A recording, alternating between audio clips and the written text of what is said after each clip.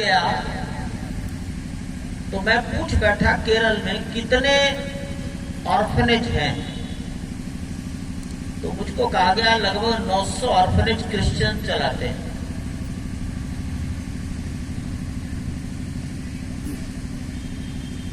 मैंने सोचा हिंदू समाज क्या चलाता है, और फिर हम ये कहते हैं कि बच्चा हमारे संस्कारों से कट रहा है, अपनी जड़ों को छोड़ रहा है, वो भारत माता की जय बोलने में संकोच करता है। हम बहुत आलोचना करते हैं, चर्च ने ये किया, चर्च ने ये किया। विचार करना चाहिए हम क्या करते हैं, हम क्या करते हैं। शब्द है अनाथालय, अंग्रेजी में ऑर्फनेज। विचार ये करो कि जगन्नाथ का मंदिर भारतवर्ष में, तो सारे जगत के जहां नाथ रहते हैं वहां अनाथ कैसे हो गया। वसुधैव कुटुंबकम, अर्थात ये धरती, ये वसुधा, ये परिवार है, तो अनाथ कैसे। भारत माता की जय या सब बोलते हैं, तो अगर भारत हमारी माता है ऐसा जय बोलते हो, तो हम और आप इस माता के पुत्र हैं। अशोक जी हमसे यही पूछा करते थे, भाई भारत माता की जय बोलने का अर्थ क्या है।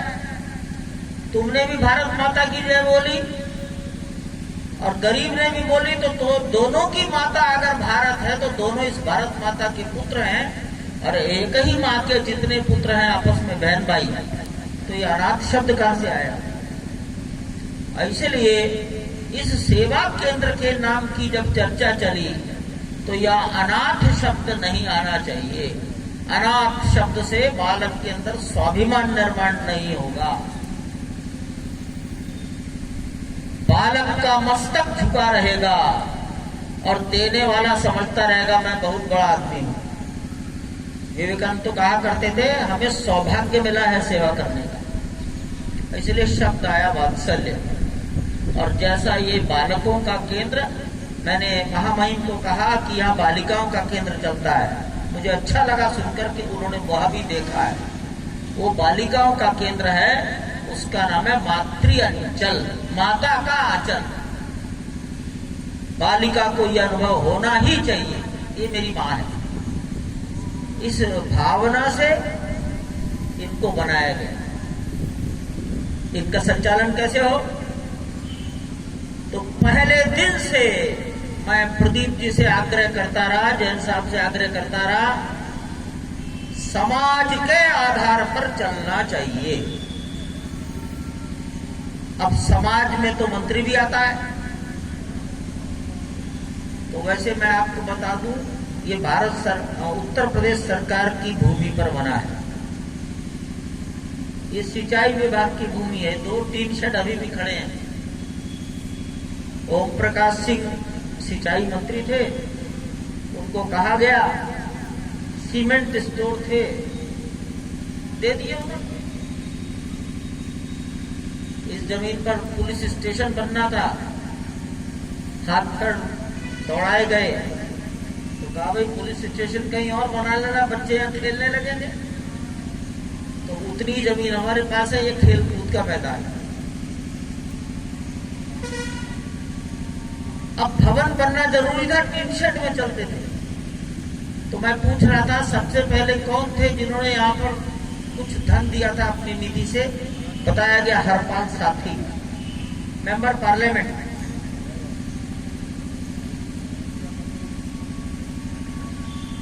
रमेश पोखरियाल, हम दोनों एक ही कमरे में रहते थे देहरादून में। वो और मैं दोनों एक साथ रहते थे एक कमरे। भगत सिंह कोश्यारी मेरे बड़े भाई, उनकी भी निधि लगी है। ये बिल्डिंग बनाना, इंफ्रास्ट्रक्चर डेवलप करना, तो रमेश पोखरियाल, भगत सिंह कोश्यारी, हरपाल साथी, आदेश कहाँ है। इंफ्रास्ट्रक्चर निर्माण में इनका भी हो गया। सुषमा स्वराज जी का भी पैसा आया था, कोई तकनीकी गड़बड़ हो गई, सारा का पैसा वापस गया। सुषमा स्वराज देखने भी आई थी, लेकिन ये जो दैनंदिन खर्चा है इसके लिए सरकार का योगदान ठीक नहीं है, कदापि ठीक नहीं है। समाज की प्रेरणा से चलना चाहिए। इसलिए जब मैं चला तो मैं इनसे कहता था, समाज में जो लोग जन्मदिन मनाते हैं उनसे कहो अपना जन्मदिन पर यहां सबको भोजन कराओ। यहां से शुरुआत हुई। और भोजन कराने का मतलब ये नहीं कि घर से बना कर लाओ और बांट रहे हो, केवल पैसा दो, बाजार से सामान हम खरीदेंगे, यहां रसोइया बनाएगा, बच्चे खाएंगे, आप बांटिए। और उस व्यक्ति का जन्मदिन नाम लिख दीजिए, एड्रेस, टेलीफोन नंबर। और इस प्रकार ये आज लगभग 2000 व्यक्तियों के सहयोग से चलता है। ऐसा ठीक है ना? मेरा प्रस्तुतिकरण कहाँ है प्रदीप? ठीक है ना? प्रारंभ किया गया था 1500 रुपए के द्वारा। एक समय का 25-30 बालकों का भोजन 1500 रुपये हो जाएगा। 1500 रुपये नकद देकर रसीद कटाइए, अन्य यहाँ पर है, खुद बैठिए, बच्चों को बांटिए अपने हाथ से। बनेगा यहीं पर, मीनू हमारा, आपका कुछ नहीं। और हर साल आइए, एक साल तो जन्मदिन बनता नहीं है, हर साल बनता है। और इस प्रकार 365 दिन को मल्टीप्लाई करते चले गए। गुजराती धर्मशाला के हमारे हैं क्या यहाँ बंधु? क्या नाम है उनका? वो खड़े, वो लाते रहते हैं अपने भक्तों को। ऐसे समाज के आधार पर दैनंदिन खर्च चलना चाहिए। समाज को लगना चाहिए कि अगर भारत माता की जय मैं बोलता हूं, वसुधैव कुटुंबकम मैं बोलता हूं, एक ही परमात्मा अगर सबके हृदयों में निवास करता है, विवेकानंद को मैं अपना महापुरुष मानता हूं, तो उनके शब्दों के आधार पर मुझे कुछ करना भी चाहिए। अन्यथा दुनिया के बाहर से आने वाले लोगों के कार्यों की आलोचना में ही जीवन बीत जाएगा। हम क्या करते हैं? छोटी छोटी बातों पर सरकार के ऊपर निर्भर रहना, ये अच्छा स्वभाव नहीं है। इसमें परिवर्तन की जरूरत है। सरकार वो करे जो हम नहीं कर सकते। हर एक व्यक्ति को कुछ न कुछ समाज की भलाई के काम करने चाहिए। बालकों को वैसा प्रेरणा देनी चाहिए, वैसा ममत्व और वैसा प्रेम देना चाहिए। इन बालकों का जीवन उन्नत हो, इनका मस्तक सीधा खड़ा रहे। भगवान के दिए हुए गुण सब में हैं। उन गुणों को बाहर प्रकट करने की केवल परिस्थितियां उत्पन्न करनी होती। सब में कोई ना कोई गुण विराजमान है, हमें पता नहीं लगता है। आज के बालकों को सम्मान करने का इनका विचार है। मैं तो इस केंद्र से, हमारे एक साथी हैं राजेंद्र पंकज, मूलतः तो उन्होंने शुरू किया, कन्याओं का भी और ये भी। और कन्याओं का 1 साल की बालिका आ गई थी, उसे पालने लगे। तो कौन पाले? तो हमारे कार्यालय में एक साध्वी दिल्ली में रहती थी, हमने उन्हें बुला लिया, वो पालने लगी। एक दिन किसी को खबर फैल गई मोहल्ले में, तो एक महिला आकर बैठ गई, वो और 10 दिन की थी। अरे इसको कौन पालेगा? शाम को गुस्से में आ गई, कहती अच्छा इसे गंगा में फेंक के आ रही, तो गंगा में ना फेंक, ये भी रखी। इसी में से तो मातृअंचल खड़ा हो गया 1999 से। तो जिसको गंगा में फेंक के आ रहे थे, आज मास्टर, रिंग मास्टर है वहां, रिंग मास्टर है, आप उससे मिलिए कभी। आखिर हमारे रहते हुए इस समाज में हमारा बच्चा किसी पड़ोसी के पास जाकर अपनी जड़ों से कट जाए और हमारी शक्ति केवल आलोचना में चली जाए। इस आलोचना को बंद करके सकारात्मक कामों में हम लगे। इसका संदेश ये वात्सल्य वाटिका और दूसरा महिलाओं बालिकाओं का केंद्र मातृ अंचल देता है। मैं एक और शब्द पर आता हूं, दान। मैं आजकल राम जन्मभूमि के लिए घूम रहा हूं और मैं कहता हूं भाई मैं मांगने तो आया नहीं। वाराणसी में मैं 3 दिन पहले था, बड़े विद्वान एक सज्जन मेरी एक मीटिंग में बैठे थे और मैंने कहा भाई हम मांगने नहीं आए, क्योंकि ये तो भगवान का घर है। मंदिर में जाते हो, आरती की थाली आती है तो जेब टटोल कर जो होता है डाल देते हो, तो जो जेब में से निकाल कर डालते हो वो दान है कि समर्पण है? अंग्रेजी भाषा में इसी को ऑफरिंग कहा गया है। तो हम ऑफर करते हैं। ऑफरिंग और समर्पण स्वयं प्रेरणा से होता है, किसी इच्छा से नहीं होता। उसके बदले में कोई कहे कि मैंने इतना दान दिया। हमारे यहाँ 3 प्रकार की प्रेरणाएं हैं। एक प्रेरणा को कहते हैं लोकेशणा, मेरा नाम हो जाएगा, दान देते हैं, पत्थर लगते हैं, बोर्ड लगते हैं। और दूसरी इच्छा है वित्तेषणा, लोग दान देते हैं, मेरा भाग्य खुल जाए, मेरा व्यापार पनप जाए। और तीसरा एक और है जो महाराजा दशरथ ने किया, दान पुण्य किया, मेरे घर में पुत्र आ जाए, पुत्तेषणा। लेकिन देश के कल्याण के लिए जहां लोकेशणा नहीं, वित्तेषणा नहीं, पुत्तेषणा नहीं, ऐसे देश के कल्याण के लिए कर्तव्य और धर्म मानकर समर्पण करना। तो उस विद्वान ने मुझे कहा कि मदन मोहन मालवीय बिरला जी के पास गए और कहा 1 लाख रुपए की भीख मांगने आया हूं। ये अभी 4 दिन 7 तारीख की घटना है। बिरला जी ने कहा मैं तो दान देता हूं, भीख देता ही नहीं। मालवीय जी ने कहा मैं दान लेने का अधिकारी नहीं हूं, क्योंकि दान का नियम है दान के ऊपर थोड़ा रखकर दोबारा दान दिया जाए, और ये मेरे पास तो कुछ है ही नहीं। बिरला जी कहते हैं मैं भीख नहीं देता, और मालवीय कहते हैं मैं दान नहीं लेता। और कहते हैं मालवीय जी वापस आ गए, उदास बैठे थे। अब बनारस तो विद्वानों की नगरी। एक और पंडित जी आए, मालवीय जी उदास क्यों है? कहते बताओ बिरला ने 1 लाख रुपए की भीख देने से मना कर दिया। वो कहता दान, और मैं दान लेता नहीं। वो गए, पंडित जी ने कहा मेरे साथ चलो। अब बिरला जी से दान मांगा 1 लाख रुपया। पंडित जी ने अपनी जेब में से 1 रुपया रखा और 1 लाख 1 रुपया बनारस यूनिवर्सिटी के को दान कर दिया और पर्ची कटवा दी। वो क्या पैसा तो मैंने दिया? कहते तुमने तो इनको दिया था, यूनिवर्सिटी को कहाँ दिया तुमने? इन्होंने यूनिवर्सिटी को दे दिया, तुम्हारे पास कुछ नहीं। दान नहीं, समर्पण। और इसलिए मालवीय जी भीख मांगते थे।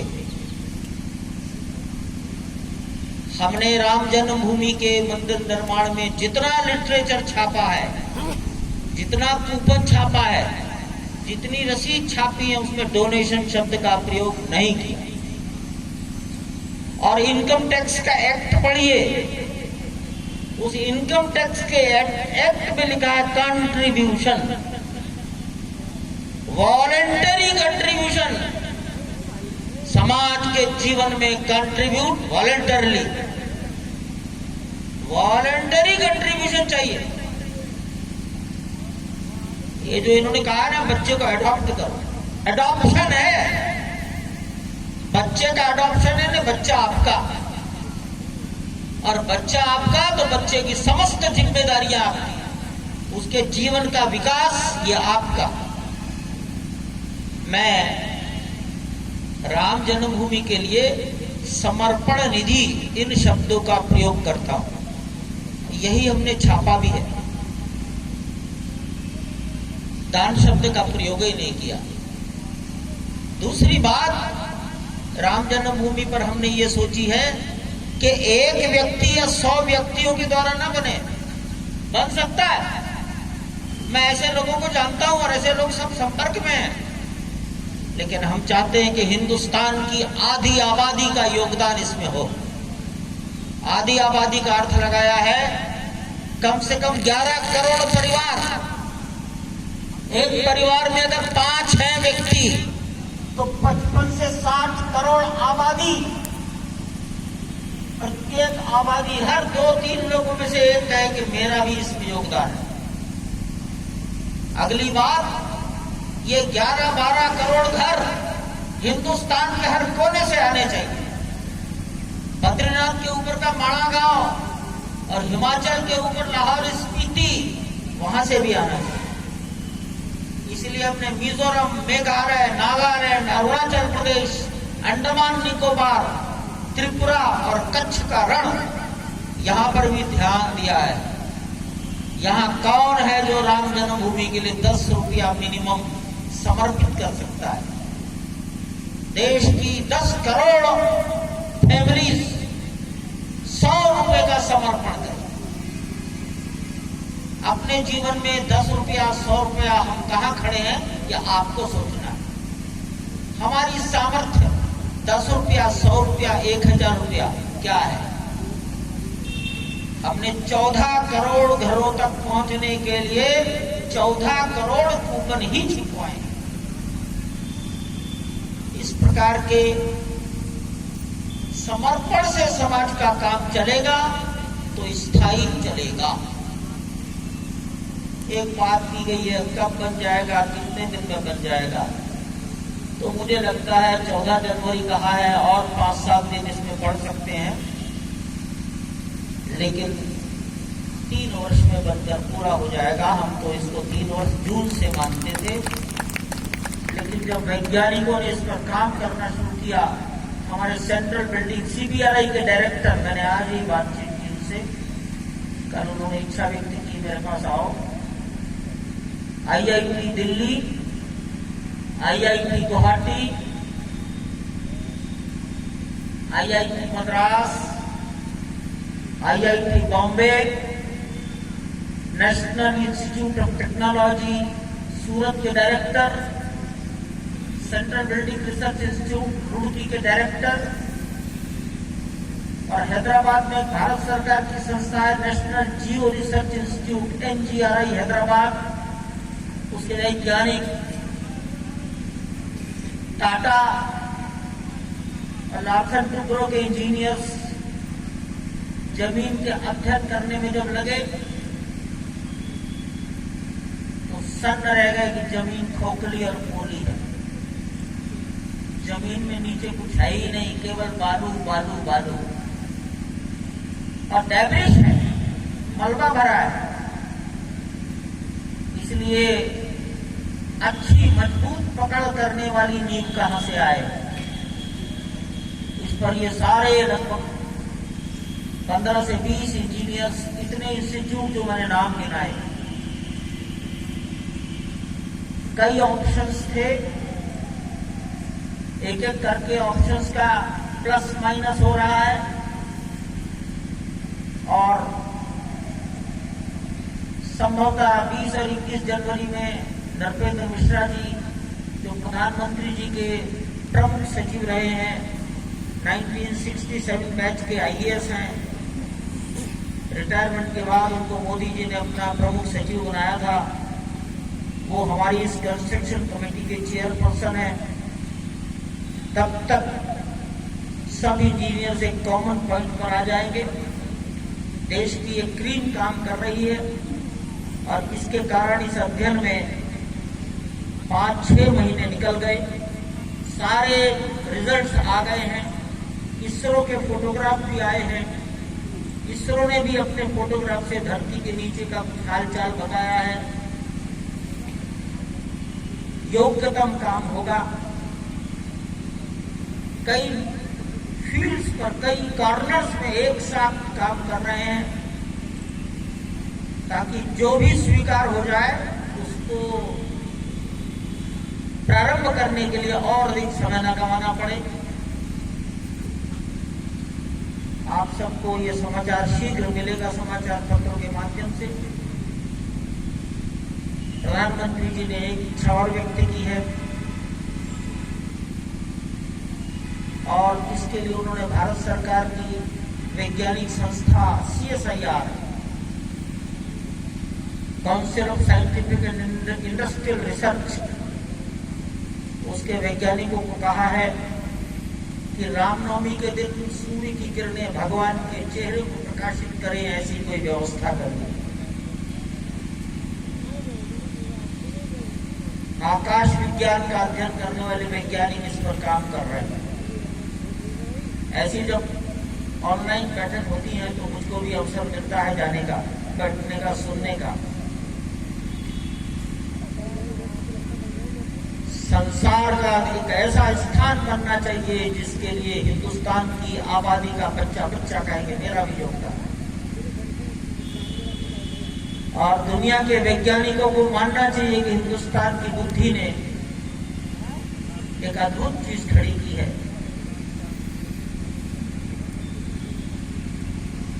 ये जो निधि समर्पण का अभियान है 14 जनवरी से प्रारंभ होगा।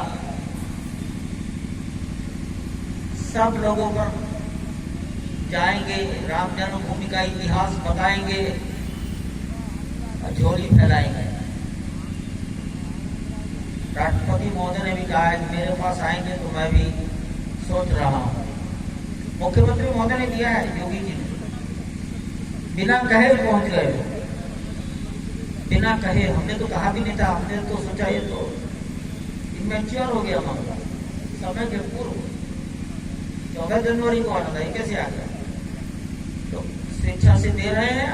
आप सबसे मेरा क्या कहना है, आपका हरेक व्यक्ति का एक न एक ऑरा है, आपका भी अपना कोई ना कोई पर्सनल प्रभाव क्षेत्र है, आपकी मित्र मंडली है, आप किसी मोहल्ले में रहते हैं, किसी बाजार में रहते हैं, आपके चारों ओर आपके परिचय का व्यक्ति छूटना नहीं चाहिए। सबके घर जाओ, दबाव किसी पर नहीं, केवल हाथ फैलाओ, झोली फैलाओ, और हिंदुस्तान का मस्तक दुनिया में ऊंचा करने में अपना योगदान करो। यही आप सब बंधु बांधवों से मेरा निवेदन है। एक तो बुद्धिमानों ने मुझसे सवाल कर दिया कि क्या मुस्लिमों का भी सहयोग लेंगे, तो मैंने कहा मेरे बैग में एक चेक रहता है 2 लाख रुपए का, उसकी फोटोकॉपी रहती है, मुमताज अली का है। वो मेरा चेहरा नहीं जानता, मैं उसका चेहरा नहीं जानता, वो मेरे पीछे आए, चुपचाप देकर चले गए। और अगर मैं अपनी सूची इंटरनेट से और कंप्यूटर से निकालूंगा तो कम से कम अयोध्या